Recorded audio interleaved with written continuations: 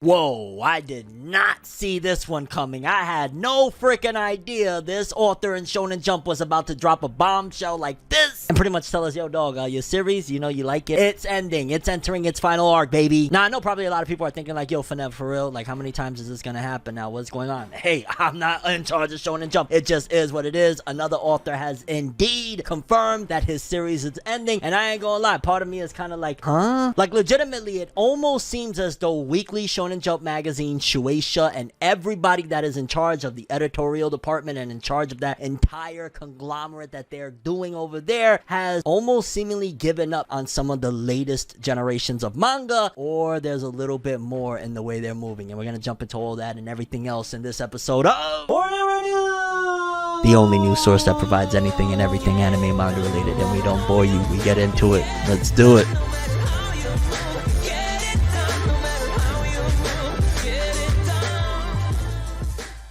Yo, you're definitely going to want to subscribe and hit that bell because all of these manga that are getting canceled, you never know what's going to go down, and I want to give you guys the scoop and keep you in the loop, so definitely hit those bells. Because legitimately, people, I know you're probably watching this video, especially if you're a regular of FORNEVERNEWS, like, yo, dog, again, another one that's entering its final arc or ending or being canceled, like being removed from the magazine, being switched to a different, like, it's been a lot, it's been heavy, and this has been really going on for the most part, a lot of it, over just the last few months alone, between the Ayakashi Triangle whole scandal of having to be removed to Jump Plus and Viz Media not wanting to publish things with it, and then we have My Hero Academia Kohei Horikoshi at the end of last year basically saying, yo dog, we got one more year left. We got Black Clover entering a 3-month hiatus and then entering its final arc. Like, it's insane. And then we got another one. Yes, another one. But the problem with this one is that I didn't see it coming because the author has been up, down, left, right with it in terms of, yo dog, hey, my series is gonna end soon. Oh yeah, actually never mind that. Oh no, is like, yo, which is why I always tell people that, yeah, the authors can say a lot of things. A lot of people like to hang on to the words of Yuki Tabata, author of Black Clover, that he said, yo, it could be as long as One Piece. Sure, anything. Like, I could write a manga right now and theoretically it could last as long as One Piece. However, if your series ain't doing the numbers that the higher ups want, expect, and are hoping for, then it's just not happening. So when I heard this one, I was like, Hajime Komodo, nani sore desu ka? Daijoubu desu ka? De verdad, yo no sabe lo que están haciendo ahí en Shonen Jump, que diablo. Because yes, everything is winding down. My Hero's winding down, Black Clover's winding down, this generation is winding down, and the next generation of manga, or so I thought was going to be the next generation of manga, ain't looking like the heavy hitters that I thought they were going to be. But I think there's a little bit more of a nuanced situation here. What I mean by that is the author of Martial Magic and Muscles, aka Hajime Komodo, he has come out and yet again said that Martial is basically heading towards its end. In fact, he said we are going into the final arc, and that automatically is very, very complex and just kind of makes me think a lot. Because, for example, Hajime Komodo, one of the things was, I want to say it was probably over a year ago now, he came out and said that Martial is like halfway done, it's almost done, or something crazy. In fact, I want to say he said the series is halfway through its run. So basically, at that particular point, a lot of people were like, what do you mean it's halfway through its run? At that time, I believe it had like less than 100 chapters or just about 100 chapters, and everybody was going dumbfounded of like, how? And then following that, a few months later, we get word from Hajime Komodo that the series wouldn't be as short as initially thought. So a lot of us was like, okay, so something clearly changed there. Maybe he was going to end Martial Magic and Muscles, thought of something, and the higher-ups was like, yo, everything is ending right now, and your series is next up. Where are you going? And I was like, okay, bet. And I was like, boom, that also probably means that Studio Pierrot or Toei Animation might get their hands, I don't want to say are, might get their hands on it, because again, it would be a long-running thing. It would just make the most sense. It fits in Pierrot's wheelhouse of ongoing anime. But here I have on my desk right now, well, not physically on my desk because everything's digital now, you know how it goes, but on my desk essentially is a letter from Hajime Komodo, the author of Martial Magic and Muscles, one of the next big ones out of Weekly Shonen Jump. Sells nearly 100,000 copies every first week with each volume. Hasn't even had an anime yet. Hasn't even got an announcement for an anime yet. And Hajime Komodo is talking about we're going into the final arc. And again, you might be thinking doom and gloom, but let me explain it after we read what he says. Hajime Komodo has confirmed in Martial's Volume 11 afterward that the series is entering its final arc. Wait. Final arc?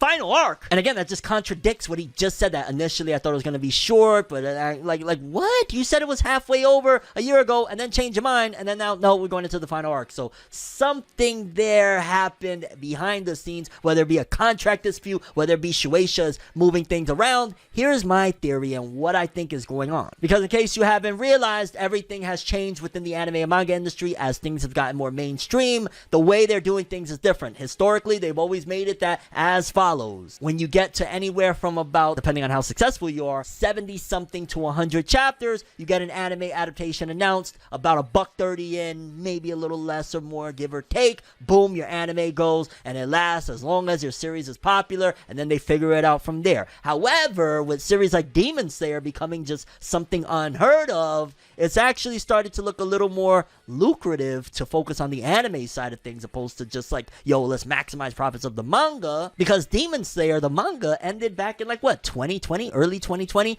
Here we are, 2022, and we're still, what, we're going into like season 3 of Demon Slayer, and we probably got a few more years left of back-to-back, like, hey, season 3, season 4, season 5, season 6, which is crazy because they just didn't do that. And not only with Shonen Jump, Weekly Shonen Magazine, like Hiro Mashima, creator of Fairy Tail, his original work, if I'm not mistaken, Raid Master, to this day, fans are like, yo, dog, you never finished it, man. You never finished the anime. And that was a common trend. There's a lot of classic anime, amazing anime that just stood with like open endings because it's like, yo, dog, the manga's still going. We wrapped it up. Like, So it looks as though Shonen Jump and Shueisha are deciding, you know what, opposed to going that route, how about we go a different direction? We focus on getting all the money we can on the anime side of things and put it out and really focus on, hey, if you love the anime, we're going to give you the best anime possible, and manga fans, y'all going to rock with it regardless because y'all love manga. That's what I think anyway. It could be totally different. It could be, I don't freaking know, a scandal with Hajime Komodo behind the scenes, or just in general, Hajime Komodo's like, I don't think I want to draw anymore, because he has shown in his author comments that we keep track of here on Forever News. Subscribe, hit that bell if you haven't. He spoke a couple different times to his dismay with drawing manga, and kind of like, it's probably a little bit more challenging for most people than they initially expect, because the life of a mangaka sounds like hell. I know you're probably thinking like, yo, Fonev, how is that hell drawing all day? I've seen it. I've watched documentaries. I've heard all of these authors for years and years and years and years complain about how they're killing themselves for our entertainment. Trust me, it is worse than probably even like a hardcore construction job, because hardcore construction job, you work in your 8 to 10 hours, you go home. Mangaka over there in Japan for Shonen Jump, sure, there's a big reward. If your series blows up, you could become a millionaire, all sorts of stuff, but imagine 21 hours hunched over on a desk, thinking of ideas to the point where you're passing out on your desk. And maybe I'm wrong and I shouldn't even go that far to say like, hey, drawing is more hard work than that. That's not necessarily the whole point of what I'm saying. I'm just saying you don't understand if you really haven't heard about what it's like to be a mangaka in Japan, let alone for Shonen Jump, that it sounds like hell. So I always encourage too, if like you're getting into the writing manga, writing all, whatever writing arts in general, know that it's a tough road ahead of you, especially if you want to be a mangaka someday, because as it stands right now, there's not really any avenues for anyone outside of like being Japanese in Japan. Although I guess there's a possibility that some of these other authors are actually not Japanese and going by pen names to avoid people asking questions. And speaking of series that are coming to an end, what if I told you that My Hero Academia's author just kind of admitted that pretty much the fans ruined something massive with the series due to their impatience, and yeah. And something that was supposed to happen way earlier in the story, he had to push back exactly 25 volumes. Yeah, you remember how it came out recently that My Hero Academia's author Horikoshi came out and said like, yo dog, I had to rush some stuff. The villains was coming in and making people feel a certain way. The fandom was dropping. Things wasn't looking good, which pretty much seems to be the case with My Hero Academia. And I'm going to keep it a buck with you. I don't care how this feels right now. I am going to say it. That is one of the stupidest things that I've ever heard. That the antagonists of the series makes people not care, especially when in My Hero Academia the antagonists were pretty damn freaking awesome and they had their own type of motifs and they've just been really cool. Honestly, that is one of the most dumbest things for a fandom to be upset and not wanting to, or losing interest for that matter, when in fact when it comes to My Hero Academia, myself included, a lot of people would say that My Hero Academia oftentimes feels like it gets carried from the epicness and the awesomeness of people like Shigaraki. Like when the villains, the League of Villains, go through and do something crazy, I go nuts. When we got Shigaraki's backstory, My Villain Academia, all of that, that was insane. When Shigaraki was with his feet on top of Endeavor's neck, That's what I was like, yo, this is epic stuff. So when you go to this and you tell me that, yo, dog, pretty much Japan was like flocking away from My Hero Academia because the villains was getting more involved, I just always look with a side eye like, that's some stupid shit. Just flat out, that's dumb as hell. But recently in some comments in a My Hero Academia volume, Kohei Horikoshi came out and said, yeah, they really did it to me, and they really ruined everything with the big Aoyama reveal. The Aoyama reveal apparently was supposed to happen in volumes 9 through 10 of My Hero Academia, according to volume 34's extras. Maybe this goes with a previous statement where Horikoshi said he had to cut out a lot of content in the training camp raid due to the pressure of low popularity in that arc. Remember Hori saying the popularity declined when we got the villains introduced during the training camp arc, so he rushed it. This person's translating volume 34 extras, and Horikoshi's basically saying he altered his story for the Japanese readers. And again, that's just wild. I'm not even gonna lie. Like, there's a possibility that My Hero Academia could be even bigger, could be even more popular if they would have got off of that high horse of, no, we don't log villains in a story about good guys and super villains. I'm sorry, I'm not, no, it's super villains. They're interesting villains. What's the beef? Why would popularity drop? That's that thing with the Japanese culture, I'm not gonna lie. But considering the fact that manga and anime, guess what? It's mainstream now. Guess what? It's not just an exclusive thing that it's mainly in Japan. Worldwide, there's a lot of series that they make more money outside of Japan than in Japan. So you're not gonna tell me that, oh, no, My Hero Academia is the #1 selling manga in the US for 2 years in a row. 2020 and 2021, My Hero Academia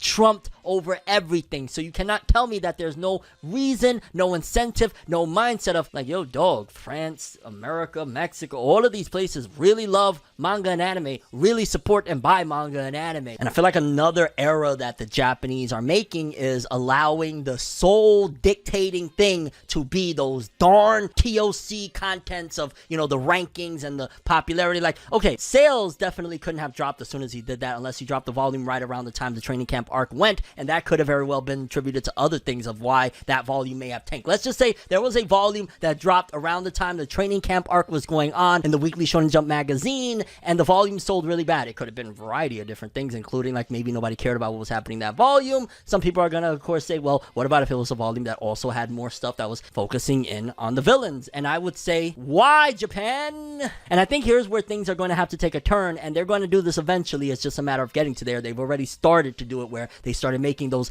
big reader surveys for the popularity polls, for the character popularity polls. They started putting those for global releases. So if there's a Dragon Ball one, everybody around the world can participate. And I think they also need to do that when it comes to these things, because let's just say the villains are hated in Japan, but everywhere else they absolutely love the villains. Are you going to just say screw everywhere else simply because of the home country? Or are you going to look at it from what it is? And at the end of the day, it is a business. And hey, it's also a really good thing that business-wise it may have made sense, but also it goes along with the story to allow the author to cook the way he needs to cook. Like, flat out, I guarantee you, and I'm not even just saying this from other people's perspective, from my own perspective, that big reveal that was pushed for 25 volumes, that's why it fell flat. That's why there was a lot of people that were disappointed with certain aspects of it. That's why people didn't go as crazy for it as they should have, because it was hinted so long ago, and a lot of people almost thought that Horikoshi forgot. He didn't forget. He was about to drop the bomb and nuke people right then and there. He had to push it back because we don't like villains in superhero, supervillain manga. I'm just saying, dog. Like, wow. I mean, the villains are so freaking cool that even on My Hero Academia related news, there's also something that Toga is gracing the cover of. I believe it's what, Jump Giga, if I'm not mistaken. Like, look at this cover. It looks so freaking amazing and incredible. Like, you got Toga on the cover of a magazine, which means clearly that there's an audience for Japanese. But here's the thing now that I think about it, because like, if the villains are so unpopular or people have a problem with the villains, then why are you marketing this other magazine with one of the villains from My Hero Academia on the cover? It's something very bizarre. But skipping a plot point for 25 volumes, like, imagine, I don't even know, like imagine they skipped, I don't know, 25 volumes or something with the big Toby reveal in Naruto, or that's just what? And I mean, regardless, shout outs to My Hero Academia, but all of that does sound a little bit cray-cray, and unfortunately, Kohei Horikoshi, this is probably why he's already like ready to go. It's probably like, yo, we've been been through a lot in these days, and I'm ready to get out of this magazine. Like, I'm interested to see as well if we're going to see more of these Shonen Jump authors heading to different magazines. I would love to see one of the big dogs go to Weekly Shonen Magazine, but I'd imagine those contracts are wrapped so tight if they even look in that direction, just like what happened recently to Boichi, potentially, because Boichi just randomly got canceled, because Boichi just randomly had to stop his new series in Weekly Shonen Magazine after jumping over from Jump. Like, I don't know if they'd let it happen, but it would be really cool and very awesome for competition. And in other weird news, like, this is really bizarre in my opinion, but maybe it's not so weird. I don't know. It's from my perspective. Like, y'all know that there's an author and an artist for the Boruto manga. There's Ikemoto and, well, whoever the hell is doing the story at this particular point. Originally, it was Ukyo Kodachi. They removed him, made a big unofficial announcement that Kishimoto was going to return, the original creator of Naruto, but yet he has never to this day been credited as doing the story. He's only been like the supervisor or the original creator. But I say all that to say that Ikemoto, the guy that does the art of Boruto, he's a very odd guy, and in case you don't know, like, the main villain of Boruto right now, or one of the main villains, although I'm not really a big fan of his, Code, he does something with claw marks, and he's constantly clawing everywhere, and apparently that was inspired by the artist's cat. But I'm not even gonna lie, this dude, Ikemoto, sometimes he makes me look at him a little bit like, yo, you good? Because dude has a massive, I don't want to say obsession, whatever you want to call it, for his cat. Like, this dude really, really loves his cat, and when he drops these cat comments, you're gonna be like, this is the guy that is doing the art for Boruto? Okay. Ikemoto's message to the readers from the back of Boruto manga volume 17. Volume 18 is slated for release later this year on September 2nd, and there's a little picture of a cat next to a sink to just show a little bit more about Ikemoto's love for his cat. And it says here, Ikemoto's author comment from the back page of Boruto manga volume number 17. Even though I made some arrangements to have a drinking fountain for my cat, it's become a trend for my cat to drink directly from the kitchen faucet at home. That's why he drew that, I guess. The basic drinking style is for my cat to just gulp down the water. Why are you watching the drinking styles of your cat? But okay, either that or it seems like my cat's favorite way to drink water is to just shove their paw into the stream of running water and then lick at the droplets a little bit at a time. It takes a while. My cat can spend more than 10 minutes drinking like that. Since it's the human's job to twist the tap, I basically have to pay attention and watch over the faucet until the cat is satisfied and leaves. This is a bit of an inconvenience when I have a deadline coming up. Yo, dog, stop worrying about your cat and draw Boruto. I'm just playing, like, yo, enjoy yourself. I'm totally joking. Relax before people say, why is FORNEVERWORLD screaming at Ikemoto? No. Coincidentally, this volume has the usual unveiling and introduction of a few fan-submitted original characters, and they were all associated with cats. Since the main storyline is quite brutal, try to take a mental break by looking at the cats. I'll be honest with you, this Ikemoto guy is something else, dog. Like, there's already a lot of criticism. A lot of fans aren't the biggest fans of him in particular when it comes to the Boruto story because of his art. Some people say that his paneling isn't the greatest. There are some examples, especially early on. He's improved a lot, but early on of the Boruto manga's art being a little bit dicey, and at times you look like, yo, dog, what happened to Naruto? What is he looking like these days? Like, what's going on? And I'm going to attribute all of that to this dude's cat. Nah. I'm sorry, I just had to report on this because every time I see these authors doing something a little bit odd, I'm like, these are the guys that are drawing these stories or writing these stories that we really love, and some of us, maybe not me particular, but some people, you know, they worship some of these characters, some of these things, and it's like, yo, he's looking at his cat drink water and obsessing over it while you're like, you know? I don't know, this was a silly little segment that I thought I'd throw in there so you guys can understand a little more about the dude that's drawing Boruto. Watch there be some haters that come in, this is exactly why Boruto sucks. He gotta stop thinking about his cat and just draw. Yeah, totally shouldn't be human and enjoy the company of whatever it is that he likes, including a cat, a pet. He should just, you know, constantly, non-stop, just be with a pencil in his hand. And while I got you here, let's jump into the top 50 best-selling manga volumes of the week. See what's popping on this side of things. For starters, we got 50 through 41, and it starts off with a manga that I'm like, Nani sore? Oitsu Maho Gakuen no Saikase. 12,904, basically rounding off number 50. Then moving up, My Dress Up Darling. A lot of people are really liking that, and this is mad random, but I just want to blurt it out. I met a real world, like in the real, nothing to do with the internet, Chainsaw Man fan, and it was the coolest experience. If you're watching this, if you just happen to know that I was ForneverWorld or some shit, and you was talking to me about Denji and Makima, and shh, Makima's listening, shout outs to you, girl. But then moving forward at number 44, Eden Zero's latest volume 20 in 10 days, 26,000 copies. I keep it a buck with you. That is not great at all. That is just yet again another example of, I'm gonna keep it real. I personally think that type of shonen, like the fairy tales, all of that bracket anyway, basically everything that goes, that boy that's working through a dream, the classic shonen formula, this is showing that it's starting to fade out. It's starting to phase out into something different. Like, people don't just want the boy with a dream type of thing anymore. They want a little bit more substance. So you're gonna have like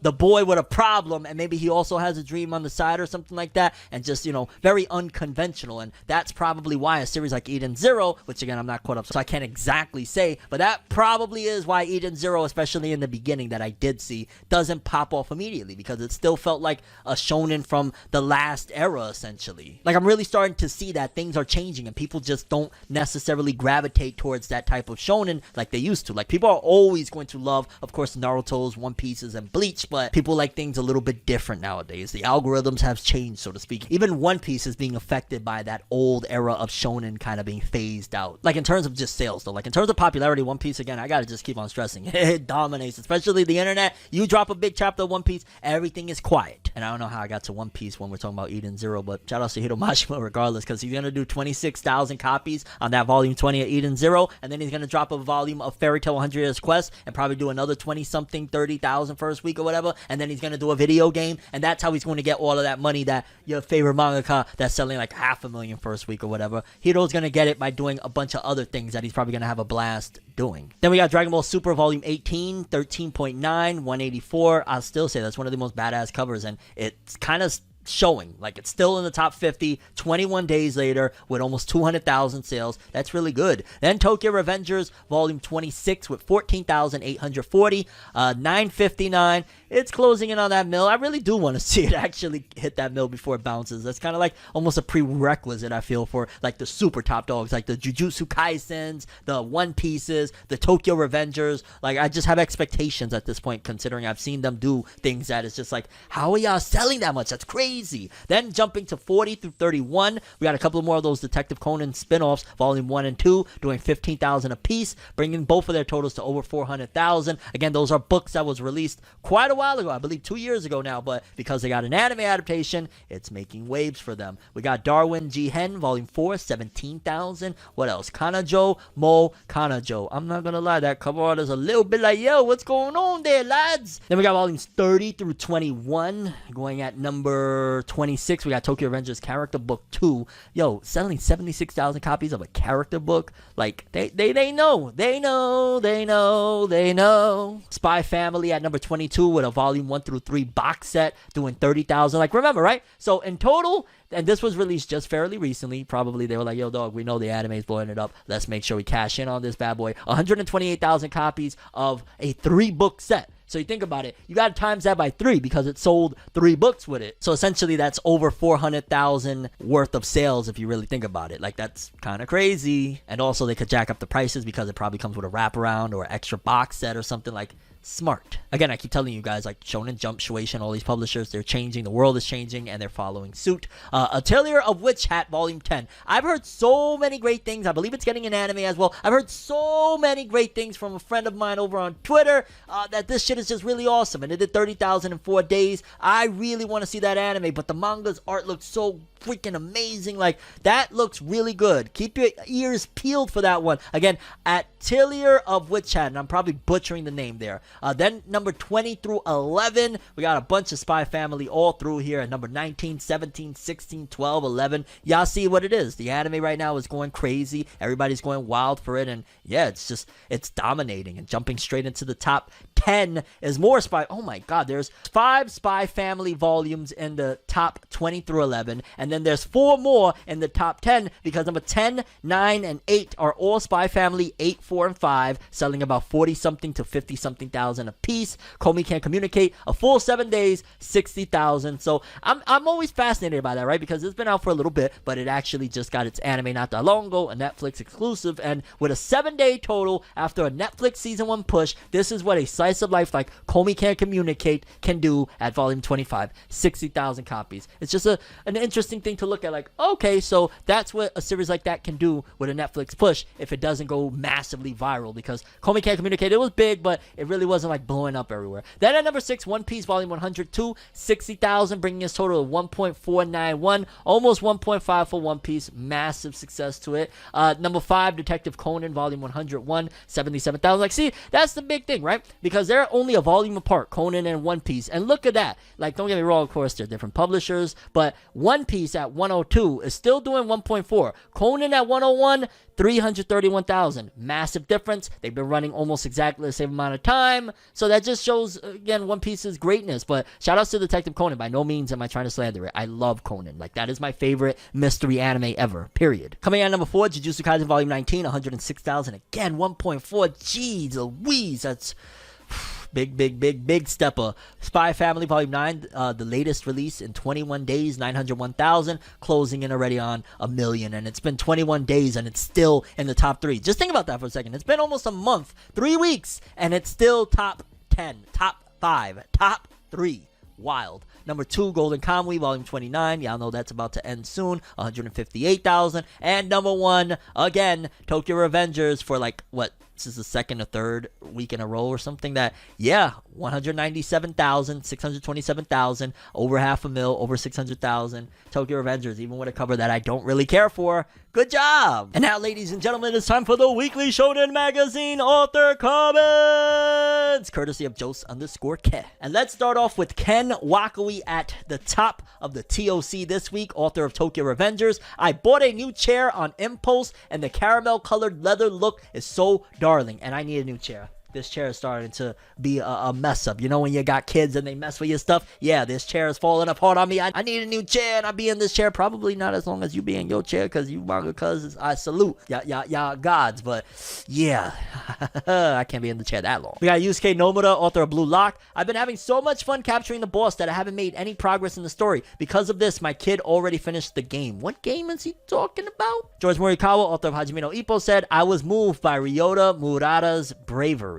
Hiromashima, author of Eden Zero, said the creator's laboratory project has introduced Rebecca and the Machine Mansion, and I believe he's referring to that little fan video game, if I'm not mistaken. He probably added an extra DLC or a level to the game.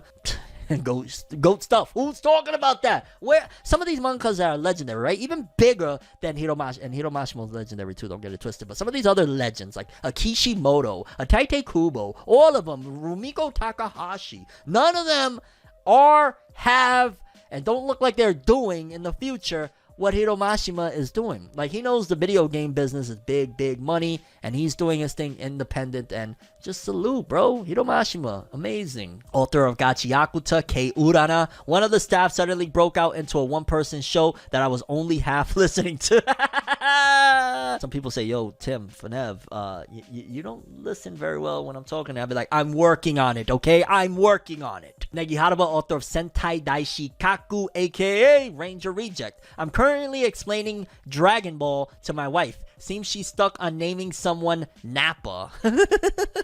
That's interesting, and I always love when I explain anime, especially intricate ones. Like Dragon Ball, kind of, hey, it's some dudes that they're collecting these 7 balls that grant wishes. Like, that's straightforward. But imagine, like, explaining something like Shimoneta to somebody. They would be like, a world of panic. What? Nakaba Suzuki, author of Four Nights of the Apocalypse. I have Jackie Chan movies running next to me whenever I'm tired. That sounds fire. Oh my god, I've never thought of doing that. That sounds fire. Yoshitoki Oima, To Your Eternity. I've had a lot of fun washing laundry lately. I hate doing laundry, and I'm actually pretty decent at it. Like, yo, you throw that shit in there, put the color, you know, put this on, you get it done. I just don't like doing it. Okay, people, we gotta talk about these real quick. We talked about the top 50 best-selling manga. What about the manga from Jump that didn't make the top 50? What about some of the failures? What about some of the upcomers? What's going on here? Because Oricon's here for the 3rd week of April volumes with only Jujutsu Kaisen and One Piece that are left ranking. Everything else stopped ranking because it's not performing well enough. And Black Clover didn't rank. Elusive Samurai didn't. Black Clover not ranking on his 3rd week. Not good. That's not good. I'm gonna just be honest. Not good. Especially after a big I would have thought Black Clover probably would have picked up a bit of steam with that big reveal. Everybody was talking about the big reveal of the last chapter before the 3-month break that we have. Didn't do enough to really boost things up. Elusive Samurai after that first week has not ranked. Witch Watch after that first week has not ranked. P did not rank at all, and it's an upstart, and I think the editorial staff like it, and I've heard it's good, so it probably could be safe. I don't know, but it's doing very bad. Dororong, that's out of here, and Shugamaru's out of here again. Like, yo, yeah, I didn't rank, and let's see what some of these sales for the ones that didn't rank. Let's see. According to Shoseki estimations, Black Clover did 13,000 on its third week, 140. That might be consistent with what it's done, but that's still never great, man. That's still never great. That's good enough for Black Clover to keep going, but it is what it is. The Elusive Samurai sold 5,000 this week, bringing its total to 67. That's still okay for upcoming. Witch Watch sold 3,600, bringing its total to almost 40. And P, Doran, and Protect Me Shugamaru, they're out of here, man. They're out of here. They're out of here. I will be deathly shocked if Doran and Protect Me Shugamaru survive. Like, the only one out of all of them, and I'm not even, Ayashimo's not even on this list. Ayashimo, I feel like it's going to be safe. I feel like P could be safe. I don't know. That's a toss-up. But P could be safe because people like it. But then again, I don't really say much because, a lot of people like a lot of series that they say, yeah, we're getting them out of here. Put them on the swivel. And speaking of things getting out of here, oh my God, people, a big announcement of a series that ended, but there's more coming back. And that is, you may have heard about Sushi Okubo. You don't know about Sushi Okubo? You ever heard of a series called Soul Eater? There was an author called Sushi Okubo that wrote Soul Eater. Well, this story is not Soul Eater, and I hope I didn't get anyone's hopes up. I just wanted to kind of drum it up for the suspense factor. Fire Force is returning for a third season. I don't know if it's the final season, but it's the third season. It just says here, Fire Force, Enen no Shobotai, TV anime season 3 in production. Yo, it would be so fire if they called this season the Fire Brigade of Flames. That would be perfect because that was the original translation that fans gave it, and then the official came out and it was like, oh, it's not the Brigade of Flame, oh, it's Fire Force. All right. And that was according to a reliable Weibo user. And also, this is the 34th and final cover of Fire Force. And this is easily one of the best looking ones. I love this cover. That straight up looks like a character in Black Clover. I'm not going to say who or what, but that just looks absolutely fire. I love it. Shout outs to Atsushi Okubo. That looks so sick. I need to get back into Fire Force. Off that design alone, I'm like, yo, that shit looks creepy, crazy. And if I'm not mistaken, isn't that like the main character? Like, what? I've been sleeping on Fire Force, just keeping it a buck. But yo, real dope stuff. Season 3 coming. Final volume cover, like, it's gonna be pretty good. I might get back into it, finish up. I got like 3 episodes of season 1 and then season 2, and then boom, here we go. I really am starting to not be a big fan of the announcement leading into eventually some point getting what we want. Like, I'm just not a fan of that, and that has definitely hit anime and manga's realm because we got an announcement for what's coming when it comes to, apparently, we're getting a big interview. We're getting a big interview. That I love these things. I love when mangaka talk. I love seeing like the author of this series talking to the author of this series. It's something I don't know why. I just be like, oh shit, it's the best of both worlds. Let's go. Like, I used to go crazy for any type of interactions between Kishimoto, Kubo, and Oda. Like, that was just like, yo, dog, the big 3, here we go. How legendary would it be? And this is a side note. How legendary would it be if one day ForneverWorld interviewing Kubo, Oda, and Kishimoto, and we do something crazy, like, I don't know, take the funds of this and like donate it to like a big, cause or something like that. That would be fire. Or taking whatever funds we can get for something like that and doing something really cool and giving back to the community. Just some ideas. It'll happen one day. Just wait for it. Stick around for your boy. But I say all that to say that apparently we're getting a big interview between Gege Akutami from Jujutsu Kaisen and Kohei Horikoshi from My Hero Academia. A bit of a strange one, to say the least, because they're both very, very different series, and I would argue that if I was Kohei Horikoshi, I'm gonna just keep it a buck, and I'm not trying to be messy here, but if I was Kohei Horikoshi, I might feel a way about Gege Akutami in terms of, and maybe not me per se, but a different person if they were Kohei Horikoshi. They would probably say, like, yo, dog, you kind of stole my spotlight. Like, I was supposed to be the next Naruto. I was the big dog. Everybody was championing me. You and Demon Slayer came along and destroyed everything I was building. Like, get away from me. Like, that's the pettiness. Thankfully, these authors, they usually always be friends, and it's the fans that are just being weasels, like, fighting over nonsense. And it's like, yo, dog, Kishimoto and Oda are laughing together. What are you doing? Kohei Horikoshi x Akutami Gege interview in Jump Giga 2022 Spring Edition. And you see on the inside, they got like a thing that says Giga Villain. And you got Geto and Shigaraki next to each other. And then on the other page, you got Toga and Dabi. And then on the next page, I'm looking at, I see Choso. Yo, yo, I want this Giga. I want this Jump Giga. If I'm not mistaken, isn't that the one that's gonna have Toga on the cover as well? Holy cow. Oh my god, I need, just for that interview alone. Like, obviously it's gonna get translated, and have no fear. The moment it surfaces anywhere on the internet, I will cover it. I will give you guys all of the ins and outs, the highlights, everything you want to know about that interview. Don't worry. And you might want to subscribe and hit that bell so that way when it does come, you know about it. And seemingly within the confines of that spring issue of Jump Giga, it says here, Jujutsu Kaisen culling game visual in Jump Giga 2022 spring.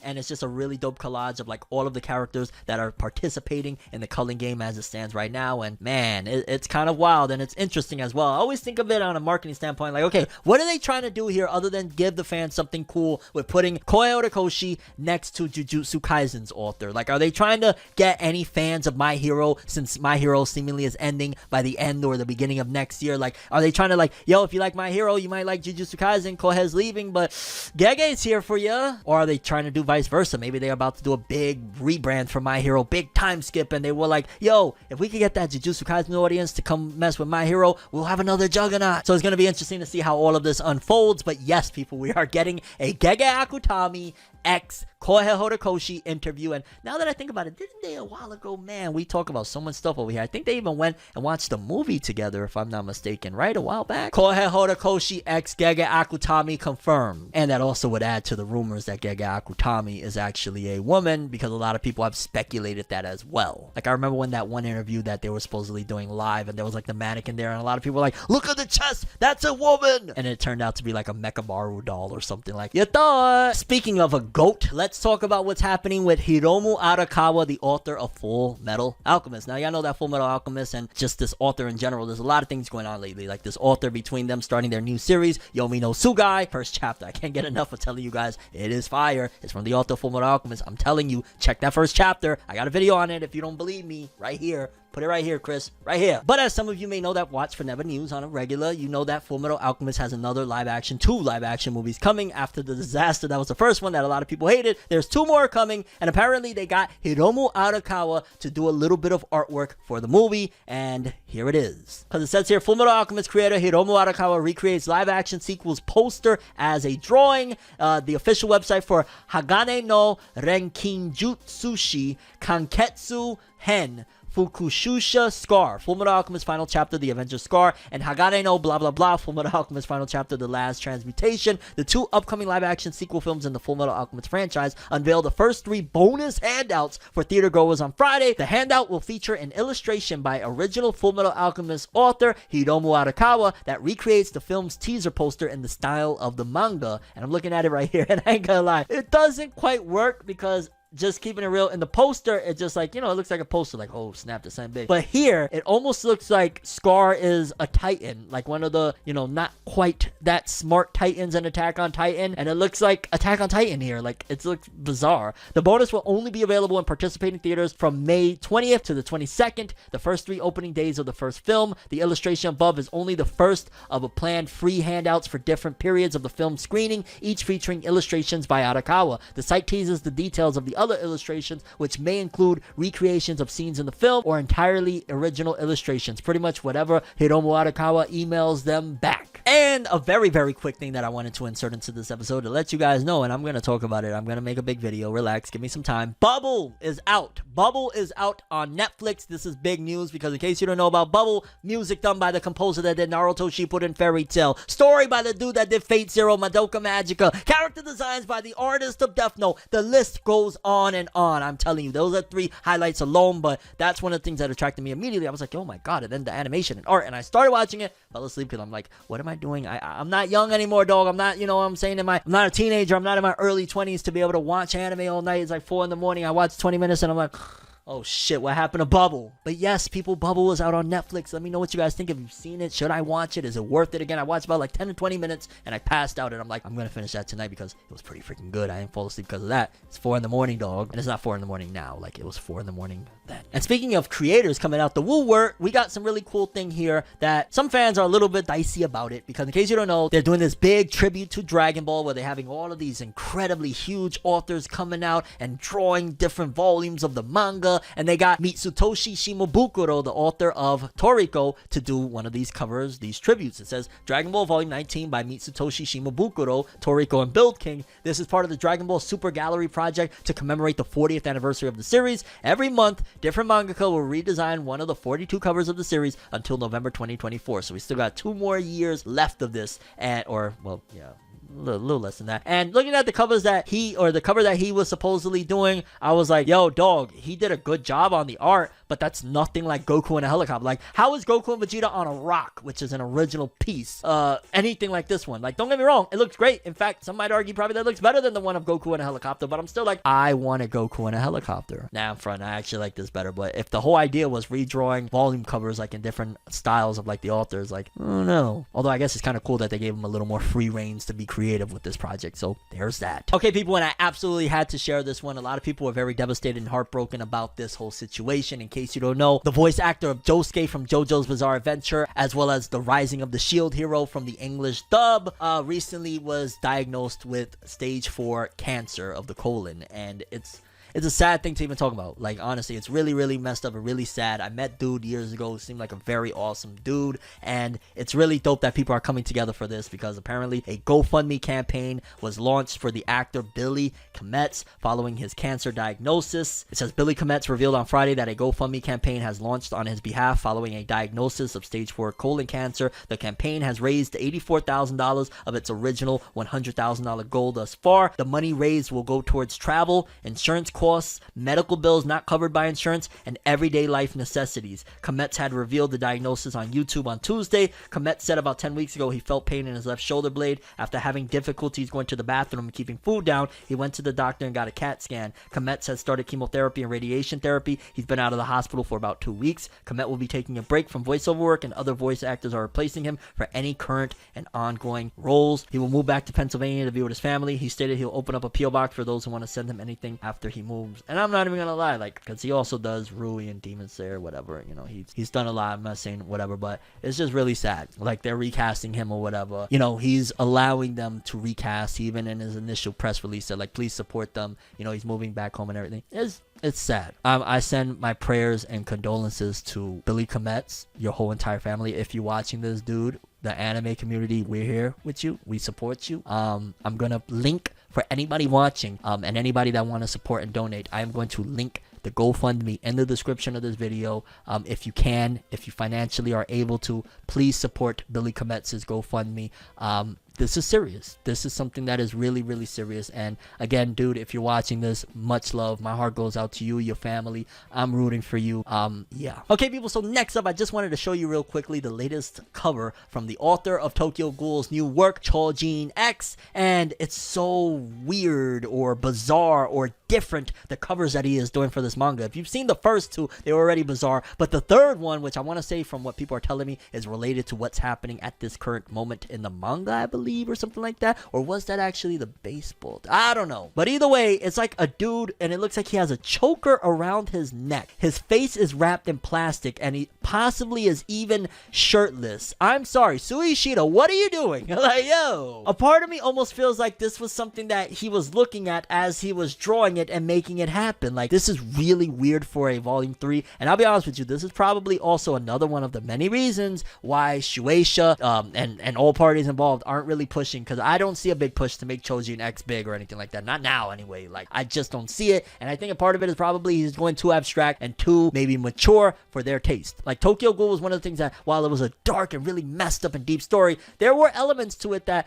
anybody could gravitate towards in terms of like, yo, this is wild, oh my god, the action is crazy. Chojin X right now still hasn't hooked people on in that aspect, and I'm hoping that that changes around. Like, I like it, but I like Ghoul a billion times better, and I like Ghoul a billion times better even, you know, chapter per chapter, the first chapter, second chapter, third chapter. I like Ghoul just more. I'm hoping that changes around, because Suishida is an incredible author. That volume cover is interesting and something that I'm like, I don't know if he's trying to do things different or this dude is into some wild stuff because, like, yo, a dude with a choker and a back, like, what? Almost sounds like some 50 Shades of Grey type of stuff. Like, a dude's just gonna come in and just start with, like, motherfuckers just gonna come in with, like, belts and shit. Like, yo, anybody in here? Like, yo, I'm good, right? So, I'm sure there's a bunch of new Spy Family fans out there. Well, there's a couple of pieces of news. One of which, you're gonna be like, aight. Cool. The other one you're gonna be rocked by. You're gonna be like, FNEV, really? Because for starters, it says here, Spy Family musical has been officially announced for March 2023. Spy Family's musical will be holding auditions to cast Anya and will be starting on March next year at Japan's Imperial Theater. It will continue during April and May around the country. Bring it over here. This is something Spy Family, all sorts of anime and manga families will go. Like me and my family, we will go. My daughter, my nieces, my nephews, we will all go to a Spy Family musical. We would. Like, it's not only Japanese people that love that and would support that. I would gladly spend my money for that. That would be the most... Please do. But also, in Spy Family news, something that I thought was way more cool than that. Apparently, Spy Family creator Tatsuya Endo, he's worked as an assistant on Attack on Titan by Hajime Isayama, Blue Lock, that's the next big sports series that is already the next big sports series, by Kaneshiro Muneyuki, Nomura Yusuke, and that's in Weekly Shonen Magazine at that. And then Fire Punch by Tatsuki Fujimoto, aka author of Chainsaw Man. This dude, I believe it's a dude, forgive me if it's not, Tatsuya Endo is, wow. He's worked with legends, dog. You worked with, on Fire Punch especially, like Fire Punch, it hits different, dog. That's very, very dark. Blue Lock and Attack on Titan, this is why you put out a series that, like, on volume 3 is selling 800,000 first week and stuff. You had greatness behind you, and I think they kind of recognized that. I wouldn't be surprised if that's one of the main reasons. Who knows? Here, conspiracy theory. They looked at it, they were like, wait a minute, this Tatsuya Endo guy, he's worked on Attack on Titan, Blue Lock, and Fire Punch. Let's put this guy in a... And he got this family wholesome thing. Oh my god, he has an incredible track record. Let's put a whole bunch of marketing dollars behind it. Let's buy a bunch of these books as well so these sales could look big. They do that in the music industry all the time. Don't think that the book industry is going to be any, exempt from doing shady stuff. Yes, there's a possibility that they buy 10 to 20 to 30% of the books because they're going to sell them back anyways, and it looks really good. Like, we talk about numbers each and every week over here. That looks really good to any eyes of, oh snap, it's selling well, it must be good. And oftentimes in anime and manga, the big sellers, they be alright, but shout outs to this author, that is legendary. Also, quickly about this Jump Giga issue, holy cow, this villains part, the promotional page with all the villains, this looks so sick. You got Deku amongst all of them, but then you got All For One, Shigaraki, Kaido, Lucifero, oh snap, this Jump Giga thing. Yo, it got Lucifero, Shigaraki, the dude from Marshall, Kaido, that's bad, I'm naming everybody's name that I'm saying the dude from Marshall, Kaido, Geto, and a few others that I'm not too familiar with. Is that Chainsaw Man over there? No, that's not Chainsaw, I'm not sure, but yeah, I need this Jump Giga issue now.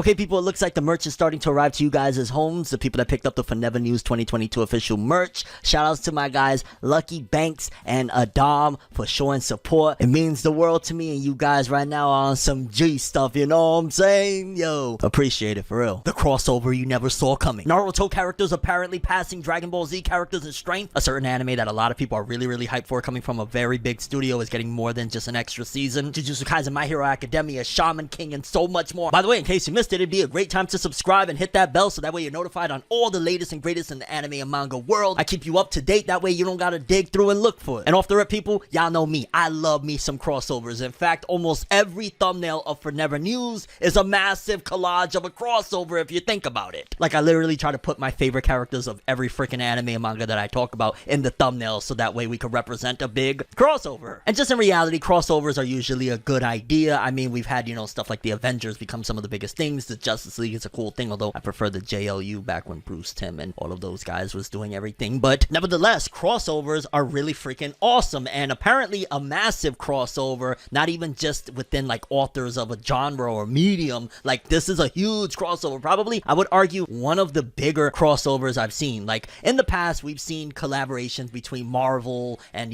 Jump and Shueisha and Kodansha. Like, we've had so many different things between the Attack on Titan crossover crossover with Spider-Man, the Avengers versus Attack on Titan. Like, we've seen a lot of different crossovers between them, but what is being done right here is really awesome because, in case you don't know, that Doctor Strange movie that is coming out, yeah, they are putting a lot of marketing dollars. They are doing a lot of really cool stuff with it, and apparently they got some powerhouses over from Jump to do some massive collaboration crossover art for the upcoming Doctor Strange film. Because it says here, special promo illustration for Doctor Strange Multiverse of Madness opening May 4th, 2022 in Japan, which I believe it's out as of the recording of this video. Doctor Strange illustrations by, and for starters, it's Space Brothers creator Chuya Koyama, which Space Brothers, you may or may not have heard of it, but it's a pretty big deal. Then we got a very big powerhouse, Fairy Tail creator Hiro Mashima. Fairy Tail creator Hiro Mashima, he's been, you know, for years and upon years knocking out hit after hit, from Raid Master to Fairy Tail to Eden Zero and Fairy Tail 100 Years Quest. Like, he's been doing it up. So you got the author of Space Brothers, and you got the author of Fairy Tail, and then on top of that, you got the author, or I'm sorry, the artist of Dr. Stone, Boichi, which is kind of crazy because he was just doing another manga, and then he quickly, abruptly stopped, and then like, hey, he's doing art for Doctor Strange. But yeah, he's also involved, and the art itself, it looks pretty freaking awesome. I'm not even gonna lie. Between the three of them, I mean, is it even fair? Just keeping it real. Like, they all look really cool. Like, shout outs to all of them. I ain't gonna lie. They have their own distinct thing, but Boichi just bodied them. Like, easily, Boichi straight up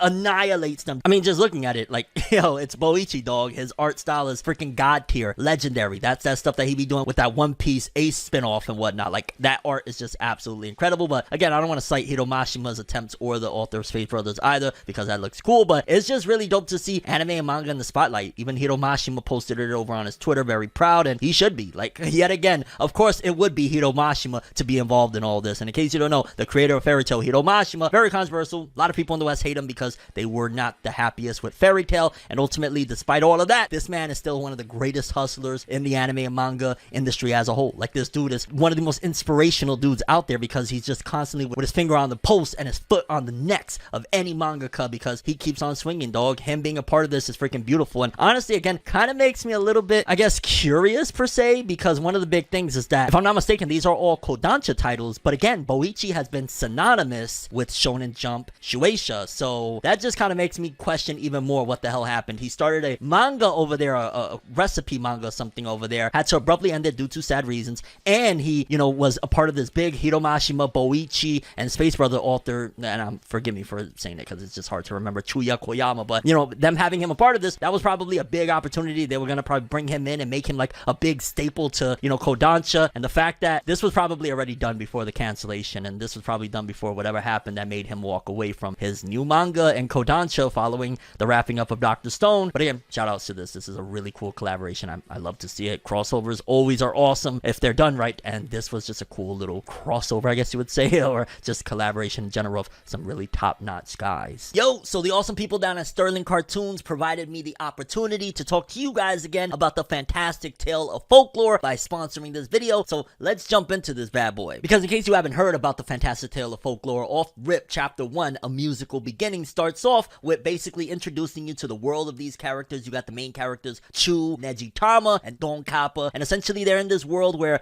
music is pretty much outlawed. Don Kappa is a lot older than the other two. He's a blacksmith, so think of like a more cutesy but still kind of interesting way of like a medieval time story. As I'm going through with my second read through of it, one of the things I'm starting to notice is that it's a little bit darker than I first realized. Like, for example, one of the people that brought music back to this world, this character Boom, pretty much when we first see him, he's damn near on death's door. He's bloody and destroyed on the floor, and I was like, yeah, that's kind of graphic considering the fact that, hey, it looks like it's, you know, kind of kiddish, but there's a lot more to it. And for the most part, the first chapter really just provides giving you everything you need to know about this world, the characterization of the characters. That way, hey, you got it in the first chapter, everything else moving forward is giving you more story and expanding and eventually venturing off into a journey. Because in chapter 2, the escape artist really dives more into just how cruel this world is in terms of the oppression of, hey, no music, to the point of there's guards that are circling the block and pretty much visiting houses like, hey, we might have heard some music, what's going on? Because something really cool about Nejitama and Chu is the fact that they love music and they're gonna listen to music thanks to Boom, no matter what, even if it's against the law. Even though poor Don Kappa, man, why Don Kappa gotta be down bad? And one of my favorite moments of chapter 2 is when Don Kappa, arguably best character, I'm just saying, like, he's a grumpy old man and he don't want to do nothing, but he finally lets it off and he starts swinging on the guards and everybody's just going crazy and it's like, yo, time to escape. Leading us off into chapter 3, into Agworth Wood. And it's kind of crazy because chapter 3 is really dealing with the fact fact that, hey, because of our love of music, we are now technically fugitives and on the freaking run. Where do we go? What do we do? Honestly, just seeing the camaraderie between the three of them, the fact that, you know,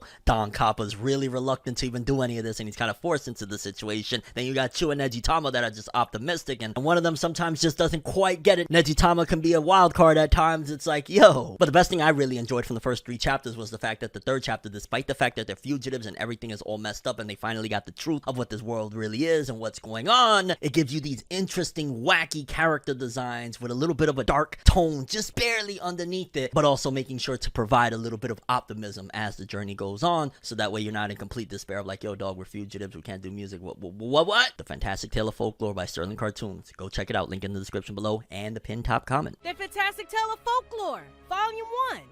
Now available at SterlingCartoons.com.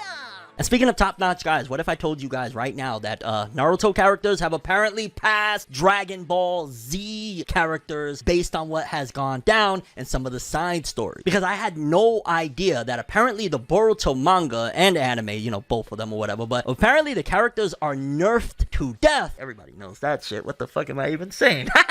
But apparently the characters in Naruto and Boruto have been way more nerfed than even I thought. I genuinely thought like, maybe they're a little bit stronger. And there was that rumor way back when, I think it was even towards the end of Naruto, that if I'm not mistaken, Kishimoto supposedly had said that Madara is like at Nappa's power level, and then that was kind of like supposedly never said or something. It was weird because I felt like it was confirmed at one given point he said that. It was like in an actual article, and then that kind of got wiped away. But anyway, that's to say that, you know, the Naruto characters at most, let's just say, maybe Madara could have been, and even then I wouldn't put it. As much as I love Madara, and in terms of like as a character, Madara is 10 billion times greater of a character than somebody like Nappa. Ultimately, Nappa would still absolutely crush him. But when you compare apparently what has gone down in some of the Boruto novels, I didn't realize that the Otsutsuki were this broken, and that's probably why towards the end of the manga it was a rocky thing, because probably Kishimoto wanted to make the Otsutsuki even stronger than what he did with Kaguya and everything at the end of the Naruto manga. Because geez, I'm gonna read this small excerpt from one of the Naruto Boruto novels, and you're gonna understand just how freaking strong Momoshiki is. Like, pretty much from what I gathered, again, it kind of actually puts him on the level of Nappa now that I think about it, but like canonically, if this was canon. Somewhere in an unknown world, the dying Fury sun emitted a synchrotron radiation as it agonized, making the Earth's surface coppery like a bright and colorful northern aurora.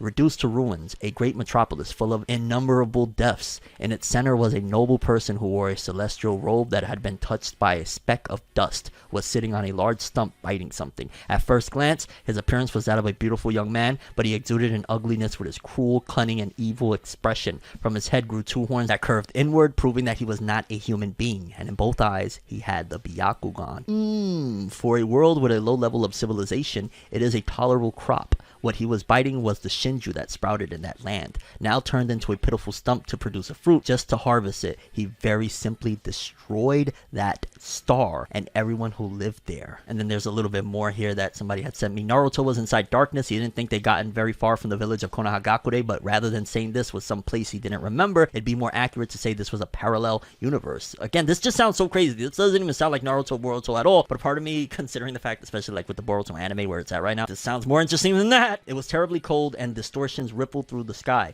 It plainly wasn't the airspace of his own universe. Kaguya had held the power of sending people into parallel universes too. Is this something like a Keke or a hyperspace? About half of it looked like the second-hand knowledge he had of the games his son played, but this place shouldn't be all that different from his own universe. Naruto's movements were hindered. And again, I believe this is all from like the Boruto Naruto the movie stuff, and this is how strong this dude was, that he was blowing up stars and Naruto was just kind of there like not able to do much, which technically Naruto really wasn't able to do much against a lot of people in Boruto, but yeah. And then we got this little piece of info from the person that provided all this. They said Momoshiki created a hyperspace that is pretty broken because a hyperspace is a space with more than 3 dimensions or a 4th dimensional feat. I don't like dimensional tiering, but 4D are characters that can move in time to the future or the past. It's ridiculously powerful. It's also time hacks resistance. Pretty much somebody like you watch from Bleach or Sinbad from Magi. Like, those are like god tier powers. Momoshiki felt like it, so he causes a supernova. This is a soul solar system feat. It's not that impressive compared to his other feats, but destroying a solar system casually isn't an easy task either. Essentially, if Momoshiki wanted to, and they were going by that power scaling, he could have blown up not only Konoha, but the entire ninja world. Just like that. And it was only his greed and his obsession with the Shinju that basically had him powering down. And like, obviously we know that for a fact. It was said he is weak against hand-to-hand jutsu. So yeah, like, I can do big blast. Think Frieza, right? Frieza can do big blast. Well, Frieza, at the very least in the Frieza saga, could kick some ass. You know, I don't know about after that, but... And either way, wow! Honestly, that legitimately puts Naruto and Boruto characters at the very least, again, maybe Saiyan saga, somewhere around there, if like you're able to blow up stars and shit like that. Like, that's what Vegeta did in that Arlian filler episode where he blew up a planet, and we've seen before, even in Dragon Ball now, like, think about it, Roshi blowing up the moon and stuff. Like, those are Dragon Ball-esque feats, and a part of me feels like maybe they shouldn't have gone into Naruto, Boruto, or matter of fact, I feel like probably at some point they will go into Naruto and Boruto. Probably whatever next installment comes after Boruto. Yes, I know people are saying, oh, there's gonna be something after Boruto. It's too much money. Naruto is still making so much money. Naruto is making more money than Boruto right now. So you think they're not gonna say, okay, we kind of, messed up maybe a little bit with this Boruto idea. We're gonna do more. And I know you're probably thinking, yo, Fornev, that's just what you want. Well, yes, one, I do want more Naruto at some given point where he's the focal center point. I love the character. I've grown with the character, yada yada. But also, I look at it from a business standpoint, like Shueisha is, like Shonen Jump is. They're a business. They're gonna do more. And I know we trailed off from this topic, so I'm gonna leave this one alone now and tell you that Naruto characters in the novels are just as strong as like early Z characters. Crazy. Maybe that rumor wasn't off about Nappa and Madara being in the ballpark together. I don't know, it just didn't feel like that. And I love Madara, and Madara fought a war with no eyes against all the tail beasts in the Shinobi War Alliance, but, well, maybe that does put him on. I don't know. Let's move on. Vinland Saga fans, get ready, people. Get hype. You're not even gonna believe this right now. Like, you was already like, yo, dog, we're getting a second season. I'm hype. Okay, let's go. And then when I tell you this right now, you're gonna be like, there is a god, because it's been a little bit tricky with this series, right? Like, we know that at the end of the day, Studio Wit, the original studio that had them, they started going through some financial issues. I mean, it seems like they're still battling them now, but they're trying to fight through it because they're doing collaborative works like the series Spy Family and stuff like that. But in essence, after doing what felt like a masterpiece and a modern day class, which was Vinland Saga Season 1, yeah, apparently they passed off the rights to do Vinland Saga Season 2 over to Studio Mappa due to what seems like they're having, again, some financial issues. I believe we reported a few months back that they're about like $5 million in the hole. However, fear not, people, because despite the fact that, yes, it is switching studios, we're not, hopefully anyway, gonna be looking at a Seven Deadly Sins Studio Dean situation where it was like, hey, we went from this is freaking great to why does it exist? Because not only is apparently the entire staff, as we reported before, from Studio Wit going over to Studio Mappa to work on Vinland Saga, pretty much from the director, everybody involved, they're just gonna have a different, roof over their head, but it's still going to be pretty much the same team. But there's also the criticism that a lot of fans say that apparently Vinland Saga, following the events of what happened in Season 1, at the very least in the manga, was pretty slow, and there's like some farm life, I guess, from what I hear and whatnot, and a lot of people aren't fans of it, and I think that that's what spurred on this decision, because apparently Vinland Saga will be receiving a third and possible fourth season in a way, and not in a bad way either. Let me explain. I want to be clear about this one. And it appears that this was leaked out in one of the latest issues of the magazine that it is published in, because it has like what looks like an older Thorfinn, I guess, on the cover. Spoiler alert. And based on some of the extra details we got, it says here, breaking news regarding Season 2 of Vinland Saga. It's official, the new season will be produced by Studio Mappa. It was confirmed by the manga creator Yukimura and the anime director Yabuta on a Twitter space. And oh my god, well, it's not like I would have been able to really follow the conversation, but I remember I saw that Yukimura, the author, was on a Twitter space, I want to say maybe like yesterday, and I was like, ooh, I should check it out, but I was like, hey, I forgot, I don't really know how to understand fluent Japanese. The studio changed from Wit to Mappa, the staff will remain the same. They're working now on editing the trailer for Season 2. Yukimura asked the director Yabuta to adapt the whole manga, not just Season 2. Recording voices and editing are in progress. Last chapter of the manga was a joy to the readers. This will not last long though, as it's confirmed that the next chapter will show a lot of suffering and agony. Yay. But yes, people, from what it's sounding like, there's a huge possibility that all of Vinland Saga is going to get adapted. And I know that the manga is seemingly ongoing, but who knows, depending on how long it takes for them to adapt the anime, kind of like what happened with JoJo's, that it's given Araki a long enough time to he even wrapped up a whole part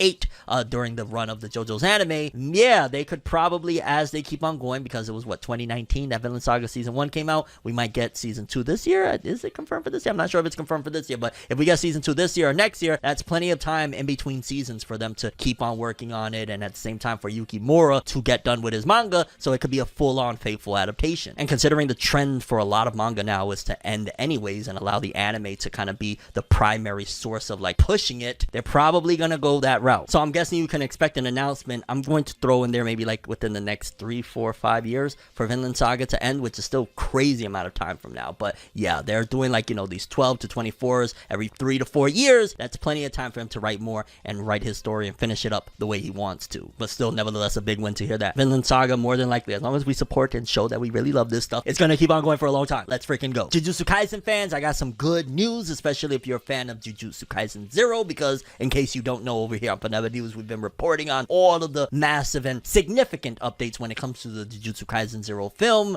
It's been rising. I remember when we first started reporting, it was like the 80th biggest movie or something like that, and now it's climbed up yet again, surpassing another movie, because now Jujutsu Kaisen 0 has officially hit the 7th highest earning anime film. I believe it surpassed a Doraemon film, which is kind of wild because Doraemon, if you know anything about it, is a huge title over there in Japan. But Jujutsu Kaisen yet again hitting number 7. It's honestly surreal. It's kind of crazy that, I'm gonna keep it real with you, just think about it for a second. Jujutsu Kaisen is one of the few that, in terms of sales and in terms of things like this, is still keeping hope for like newbies. Like One Piece is always gonna do One Piece. It's just One Piece, you know. It might decline a little bit, but it still has so many people that love it and care about it that it's still gonna, you know, it's gonna rock out. Jujutsu Kaisen, in terms of the newer generation, is really one of the only ones that is doing these numbers that is just constantly impressive and breaking records at this point. Like a lot of those record-breaking things has slowly stopped for a lot of series. Demon Slayer ain't putting out nothing new. My Hero Academia is kind of wrapping it up. It's increasing still in sales, which is good, but it's not really, you know, bringing in, oh my god, it's the biggest thing in the world. Like even the film, it did pretty good, and it had a really outstanding, huge female fan base, but oh my god, I just thought of a crazy thing. Like imagine My Hero Academia had like some time skip and it was produced by like Disney and written by Disney. Oh! And the reason I had that thought is because I posted that poll over there on the community tab regarding what would y'all do if Shonen Jump was bought by Disney, and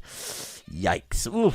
I don't even want to think about that, okay? I don't even want to think about it. But yeah, Jujutsu Kaisen, 7th biggest anime film. Let's go. Let's hit number 6. I don't know how much more this film can be in theaters, because realistically speaking, in Japan, it's been in theaters since Christmas Eve, and dog, we in May. Like, yo, as of the recording of this video, probably by the release for like the Cinco de Mayo. How we go from December 25th to Cinco de Mayo, and you still in theaters. Like worldwide, it started coming out a little bit fairly recently, so that's not that big of a deal, but gosh darn it, yo. Jujutsu Kaisen 0, 7th biggest anime film, and I believe that's like of all time, if I'm not mistaken. I don't think that's just in like Japan. And while we're on the topic of anime films that are either successful or just in the ballpark or just in, hey, transition land, because we're going into the next story. One Piece film Red. Y'all know I've been giving you guys the updates and the goods. We already know a lot about this film. We know it's about to be primarily about Shanks somewhat. It's about to be about this little girl that is seemingly Shanks' daughter, so to speak. So we have a little bit of insight into where this is all going. We don't necessarily know when it takes place in the story. I'm imagining that it's probably going to take place maybe like right after Wano. Wherever they go, whatever happens after Wano, I'm going to guess that, which in fact, now that I think about it, makes me wonder if the film comes out in August, who knows? Maybe they might end Wano in the manga around August, which would be perfect. Like Wano ends, the movie comes out, you almost feel like you went from straight reading what happened in the manga to you're continuing the events with the movie. That's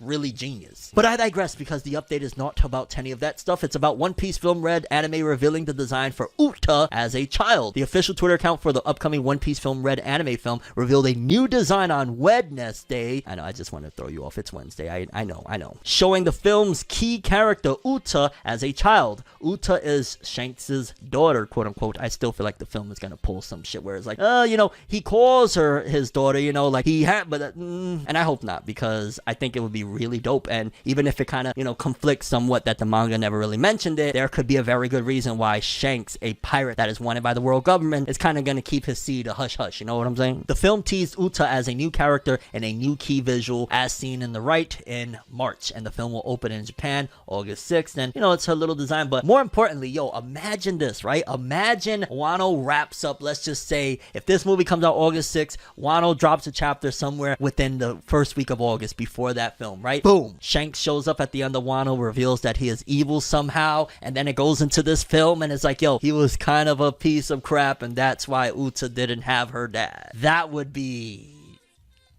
wow. Goro Taniguchi, who did Code Geass, One Piece Defeat the Pirate Ganzaki special, is directing the film, and also returning is Tsutomu Kuroiwa, who did One Piece Film Gold, One Piece Heart of Gold, Gantz, Zero live action, and Black Butler.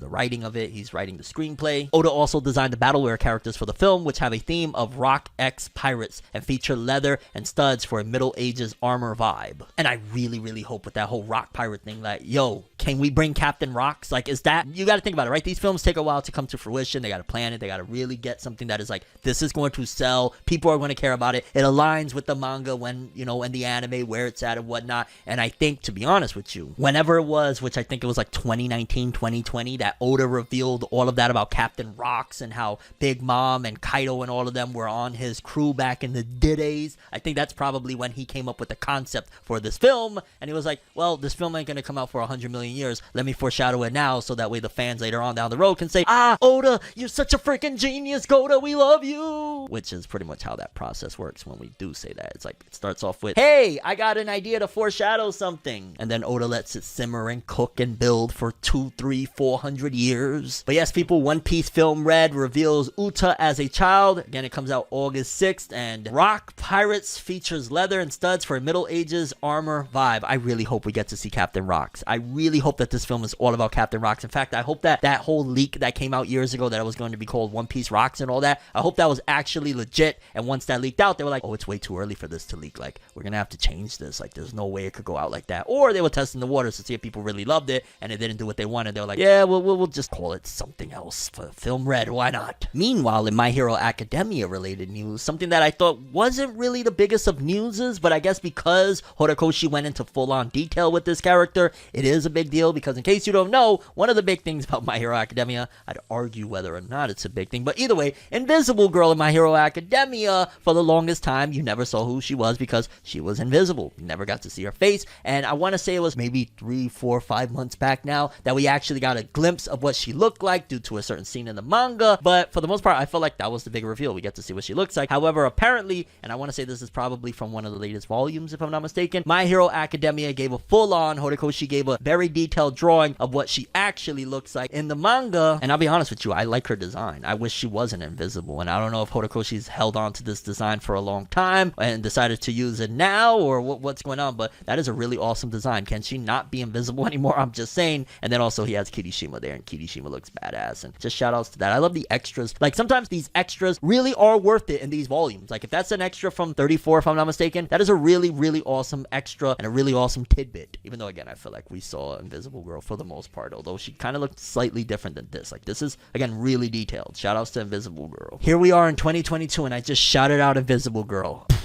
I don't know, I guess maybe because My Hero is ending, I'm just saying some wild stuff. Okay, next up, people, this segment, it might get a little heated. I might get a little bit upset because the nature of it is a little bit delicate, but also it's just kind of like, yo, people like this and things like this that happen is what really sours and downs the anime and manga community. Stuff like this, when people come in, creeps like this come in and do these things, it makes it bad for the rest of us, because then we got people that is like, yo, they're not going to really want to participate. They're not going to want to be involved in stuff. They're going to look at it like, oh, even people that aren't in, especially for that matter, into anime and manga, they're gonna look like, oh, yeah, that's the stereotype. They're living up to it. Because apparently, according to this, it says a man was arrested after taking photographs of cosplayers at low angles, and based off this image, you could kind of see for the most part what this creep was doing. And I keep it a buck with you. First of all, I'm glad that they caught him. Second of all, that's why I report on things like this, to put out a message that if you do something like that and you get caught doing some wild stuff like that, you're gonna be on FORNEVERNEWS, and I'm gonna put you on blast because you're ruining the community, you're doing horrible things, and you're a creep, you're a nasty, like straight up and down. Looking at that, I'm like, yo, what's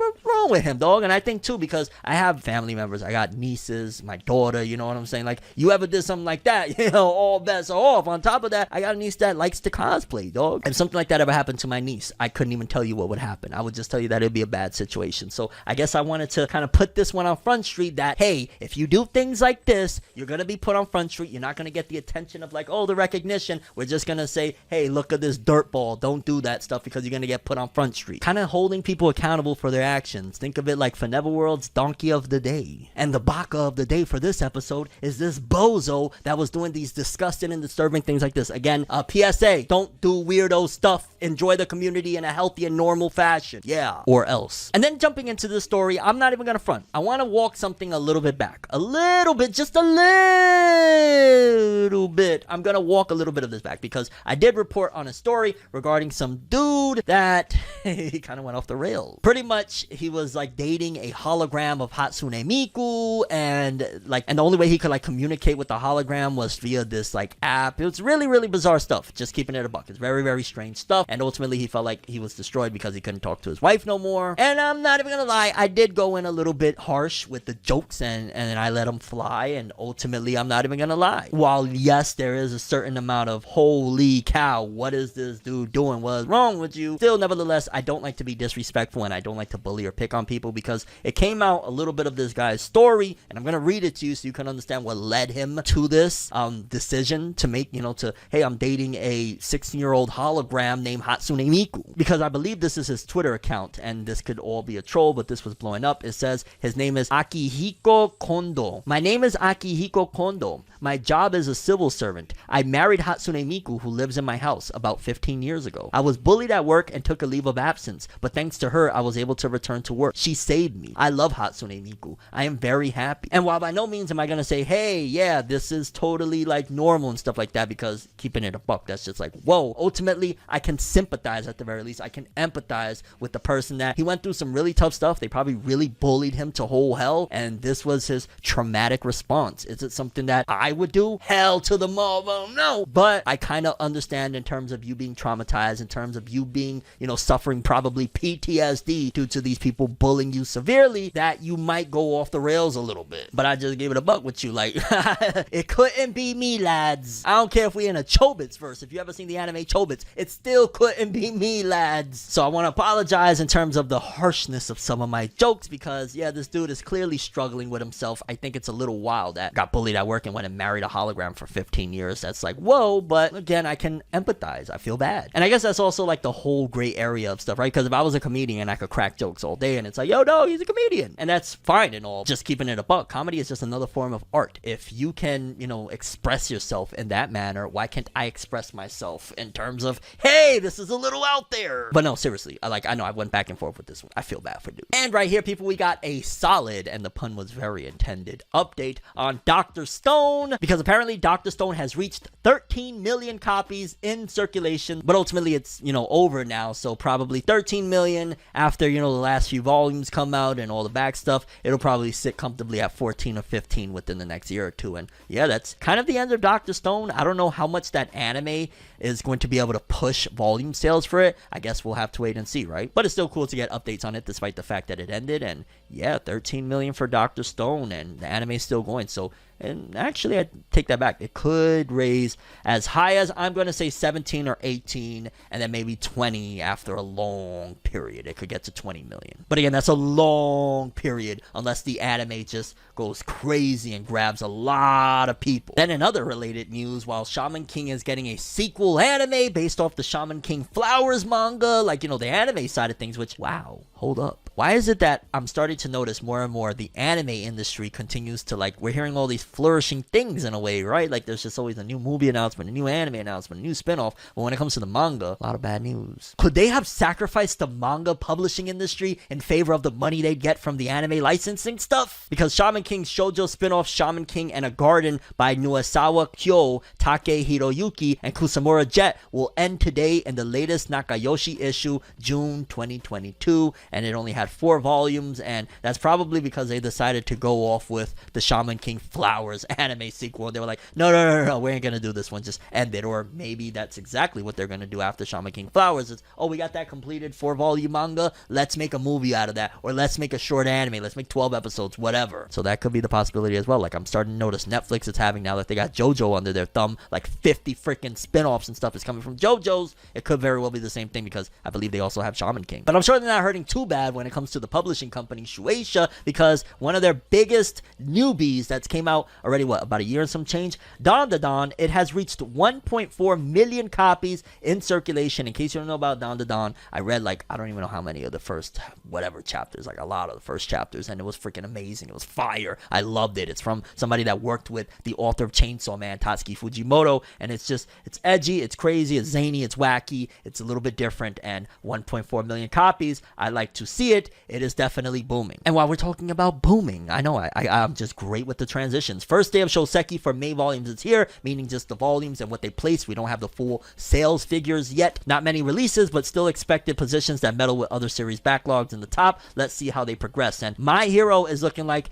it's in the charge in terms of the new Jump releases with the latest volume of Star and Stripe. If you don't own a single volume of My Hero, you gotta own that one, baby. Look at her. But it looks like My Hero, at the very least, based off day 1 sales, is at number 1. Marshall, based off day 1 sales, is at number 10, and Undead Unluck at 22. And if I'm keeping it a buck, fanboy aside, because realistically, I would choose the Star and Stripe cover every time. I love Star and Stripe, but Undead Unluck probably has my favorite of the 3 covers, but all of them are really amazing covers, and it's kind of a shame that, I don't know, Undead Unluck, I'm starting to wonder, is it going to be a big one, or, you know, Jump, why are you sleeping on it? I mean, you know, 22, depending on what the sales are, it's not the greatest thing in the world, but it's still been somewhat consistent. Marshall, we know y'all sending that to the moon, and My Hero, damn, I just remember, like, Star and Stripe. I love Star and Stripe so much. But yeah, people, these are the first day of Shoseki rankings, and My Hero is leading the charge, and the other 2 are kind of like in, like, My Hero is probably the biggest surprise, and I think of it of, hey, it's number 1. Usually it releases with other stuff, and it'll be 2, 3, but it's straight up number 1. And then again, you got some of the noobs. We'll see. We'll check back with this when we get the full-on numbers. And something that I did want to update you guys on, in case you haven't been following, that does Josuke from JoJo's Bizarre Adventure, as well as Naofumi from Rising of the Shield Hero. Billy Kametz recently was diagnosed with stage 4 lung cancer, and he pretty much gave up all his roles and moved back home, and he had to be recasted. And one of the big things as well, okay, Naofumi and Rising of the Shield Hero, especially with season 2 moving forward, who's going to voice him? Because right now, if I'm not mistaken, I believe either they're gearing up to start releasing the dub, or the dub is already airing, and the recasting for him happened already, and they got Stephen Fu as Naofumi. Just shout outs to Billy Kametz, man.